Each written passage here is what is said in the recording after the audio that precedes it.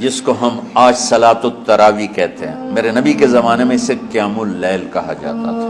اس لیے حضرت عائشہ رضی اللہ تعالیٰ عنہ کی روایت ہے جس سے 8 رکعت والے حضرات استدلال کرتے ہیں کہ رمضان اور غیر رمضان میں اس کو امام بخاری نے قیام اللیل کا ہی عنوان دیا ہے، آپ نے 11 رکعت سے زیادہ نماز نہیں پڑھی۔ ایک ضعیف روایت میں ہے کہ آپ نے 3 دن پڑھائی نماز، یہ تو صحیح روایت ہے۔ کتنی رکعت پڑھائی؟ تو ایک ضعیف روایت میں ہے کہ 20 رکعت پڑھائی۔ اچھا، ضعیف روایت سے عبادت ثابت نہیں ہو سکتی حکم شرعی، تو جب حضرت عمر رضی اللہ تعالیٰ عنہ نے سب کو، اب میرے نبی کے دور میں 3 دن کے بعد آپ تو آئے نہیں کہ کہیں فرض نہ ہو جائے، تو صحابہ اپنے طور پر قرآن سنتے تھے ٹولیوں میں۔ صدیقی دور میں 2 سال وہ فتنوں میں گزرا، تو اس میں بھی اسی طرح چلا کہ ٹولیوں میں ہوتے تھے۔ حضرت عمر رضی اللہ عنہ کے زمانے میں حکومت مضبوط ہو گئی، طاقتور ہو گئے، تو ابتدائی سالوں میں نہیں، چند سالوں کے بعد اب مسجد میں تشریف لائے تو لوگ اس طرح کوئی 4 ادھر 4 ادھر 5 ادھر 10 ادھر 20 ادھر، تو کہنے لگے ان کو ایک امام پہ جمع کر دیا جائے تو کتنا اچھا ہوگا۔ تو آپ نے سب کو اکٹھا کیا اور ابی بن کعب رضی اللہ تعالیٰ عنہ کو امام بنایا اور سب کو ایک نماز پہ جمع کر کے 20 رکعت کا حکم عطا فرمایا۔ تو حضرت عمر کا یہ عمل اس حدیث کو مضبوط کر دیتا ہے کہ جو کہ میرے نبی نے کہا علیکم بسنتی و سنت الخلفاء الراشدین من بعدی، کہ میری اور میرے خلفاء راشدین کی سنت پر مضبوطی سے عمل کرنا۔ تو حضرت عمر کا جو 20 رکعت طے کرنا ہے، اگر ان کا اپنا اجتہاد ہے تو بھی ہمارے لیے عمل کے لیے کافی ہے، اور اگر ان کو یہ یاد ہے کہ میرے نبی نے 20 پڑھی تھیں تو اور زیادہ اچھی بات ہے۔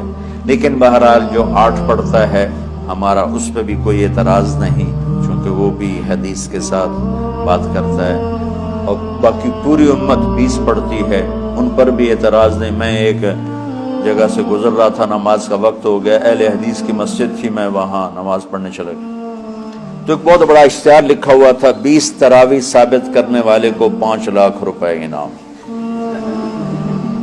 کہ 20 تراویح، سینکڑوں سال سے امت کا عمل 20 تراویح آ رہا ہے۔ تراویح کا نام جو پڑھا مجھے یوں لگتا ہے کہ اہل مکہ، یعنی اہل مکہ جو تھے نا، وہ 4 تراویح پڑھ کے ایک طواف کرتے تھے، تو وہ آرام کے لیے ہوتا، ترویحہ آرام، تھوڑی دیر کا آرام، تو 4 تراویح کے بعد ایک طواف کرتے تھے۔ وہ چھوٹا سا طواف 10 منٹ میں ختم ہو جاتا تھا، اور پھر 4 تراویح پڑھتے تھے، پھر طواف کرتے تھے، پھر 4 پڑھتے تھے، پھر طواف کرتے تھے۔ یہ صحابہ کے تھوڑے بعد کے دور کی بات۔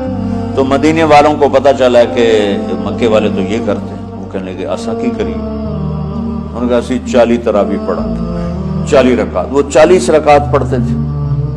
تو نوافل میں کوئی سختی نہیں کہ بھائی 8 سے زیادہ نہیں پڑھنی، بدعت ہو جائے گی، اور 20 پڑھنا بدعت ہے، یہ سب جہالت کی بات ہے۔ اور یہ 8 پڑھ رہے ہیں یہ غلط ہے، یہ بھی حماقت کی بات ہے۔ جو صحیح حدیث سے دلیل پکڑ کے کوئی عمل کرتا ہو تو بھائیو اس سے بحث نہ کیا کرو، مناظرہ نہ کیا کرو، یہ بہت نادانی والی بات۔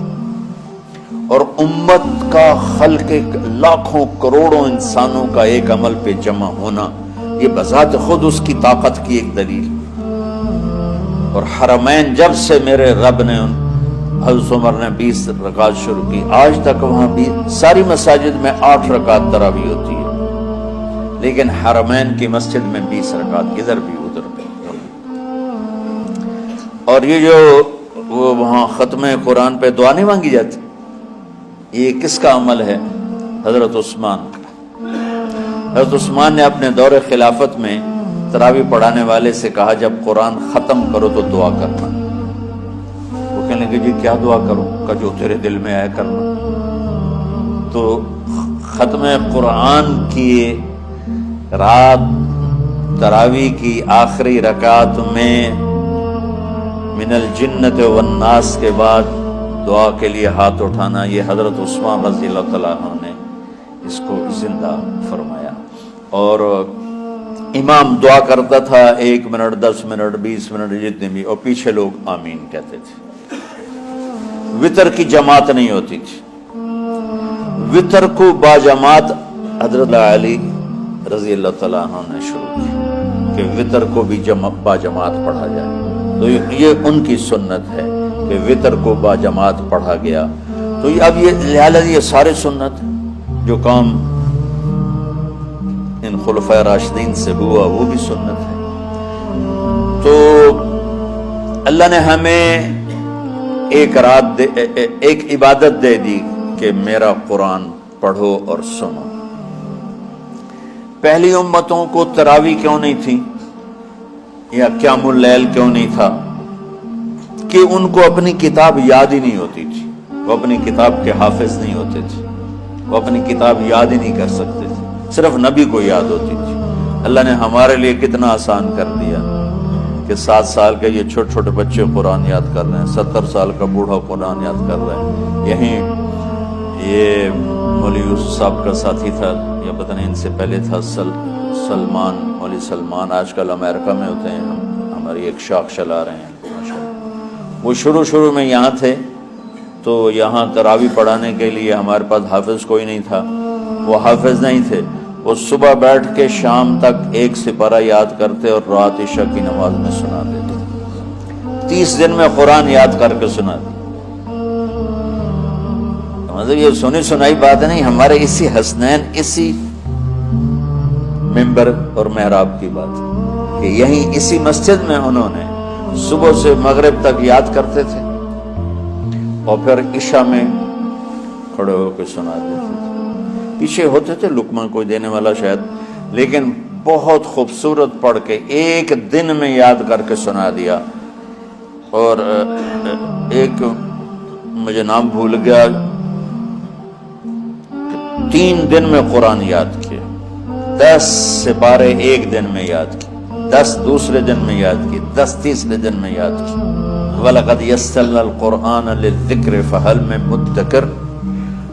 تو اللہ تعالیٰ نے اس کو نصیحت کے لیے بھی آسان کیا ہے اور یاد کرنے کے لیے بھی آسان کیا ہے۔ کوئی کتاب پہلے یاد نہیں ہوتی تھی کسی کو، ماشاءاللہ تم میں کتنے حفاظ بیٹھے ہوئے اللہ کے فضل سے۔ تو اللہ نے ہمیں رات کی نماز عطا فرمائی، اور چونکہ یہ ایک مشقت ہے تو میرے نبی نے کہا یہ رات کی نماز کے ہر سجدے پر 1500 نیکی لکھی جاتی، 1500 نیکی لکھی جاتی۔ اور اللہ تعالیٰ ہر سجدے پر جنت میں ایک محل بناتا ہے جس کے 60,000 سونے چاندی کے دروازے ہوتے ہیں، اور ایک درخت اس کے لیے لگاتا ہے جس کے نیچے 100 سال گھوڑا دوڑ سکتا ہے۔ تو رمضان کا اہتمام آپ رجب سے شروع فرما دیتے تھے۔ میرے نبی نے 9 رمضان دیکھے، 9 رمضان اپنی زندگی میں، 9 رمضان۔ 10ویں رمضان سے پہلے آپ اللہ کے پاس تشریف لے گئے۔ آپ کی زندگی میں روزے فرض ہونے سے آپ کی وفات تک 9 رمضان گزرے، اور میں قربان جاؤں اپنے نبی پر، اپنی امت پہ کیسی شفقت تھی۔ آپ سحری کھاتے تھے بالکل آخری وقت، ادھر بلال اذان دے رہا ہے اور ادھر آپ آخری لقمہ کھا رہے ہیں، اور ادھر سورج نیچے ہوا اور آپ کھجور منہ میں۔ ایک آدمی اوپر کھڑا ہوتا تھا مدینے میں تو وہ چھت پہ، گھر کی چھت پہ کھڑا ہوتا تھا، سفر میں ہے تو وہ کسی پہاڑی پہ کھڑا ہوتا تھا۔ جو ہی سورج کا کنارہ نیچے جاتا اب فوراً وہ کہتا یا رسول اللہ قد غربت، تو آپ کھجور منہ میں ڈال لیتے تھے، یا پانی، کبھی پانی سے افطار فرماتے تھے، کبھی کھجور سے افطار فرماتے تھے، کہ میری امت پہ بھوک کا وقت کم سے کم آئے۔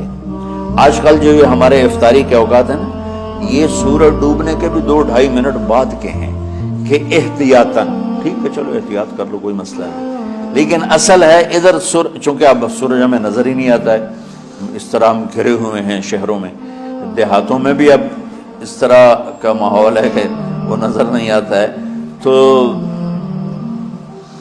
بہتر کہ ادھر سورج غائب ہو، ادھر लुकमा मुंह में जाए। लेकिन ये तब है जब आप नजर आ रहा हो। अब जब आप यहाँ बैठे हो हसनैन में, तो यहाँ तो कोई सूरज नजर नहीं आएगा, यहाँ तो मीनार ही नजर आएगा। तो लिहाजा एहतियात ठीक। हमारे अहले हदीस भाई वो 2 मिनट पहले हमसे इफ्तार करते हैं, तो बड़ी अच्छी बात है कि सूरज के गुरूब होने का जो असल वक्त है उसके साथ ही इफ्तार करना। और सहरी में एक वाक़या सुनाता हूँ। आप सहरी खा रहे थे, बकरे की सिरी पकी हुई थी, तो मौला अली रज़ी अल्लाह तआला अन्हु और रिबाज़ इब्न सारिया रज़ी अल्लाह तआला अन्हु आपके साथ खाना खा रहे थे। तो हज़रत बिलाल है, या रसूल अल्लाह वक्त ख़त्म हो गया है, मैं अजान देने जा रहा हूँ, आप बराए मेहरबानी खाना पीना बंद करें। और ये कहकर चले गए। छत, एक अंसारी औरत थी, उसके घर की छत पे चढ़ के अजान देते थे। चढ़ने लगे तो फिर वापस आए कि देखूं अल्लाह के नबी ने खाना छोड़ दिया या नहीं। आगे देखा तो वो खा रहे थे। उन्होंने कहा या रसूल अल्लाह वल्लाहि लक़द अस्बहता, या रसूल अल्लाह अल्लाह की कसम सहरी का वक्त खत्म हो गया, सुबह हो गई। तो आपने हाथ पीछे कर लिया, कह रहे तेरा भला हो बिलाल, अभी वक्त बाकी था, तेरे कसम खाने पर अल्लाह ने उसको पहले निकाल दिया कि तेरी कसम कहीं झूठी न पड़ जाए। तो हजरत अली ने फरमाया कि अगर बिलाल कसम न खाते तो जब तक मेरे नबी खाते रहते सुबह सादिक नहीं होनी थी।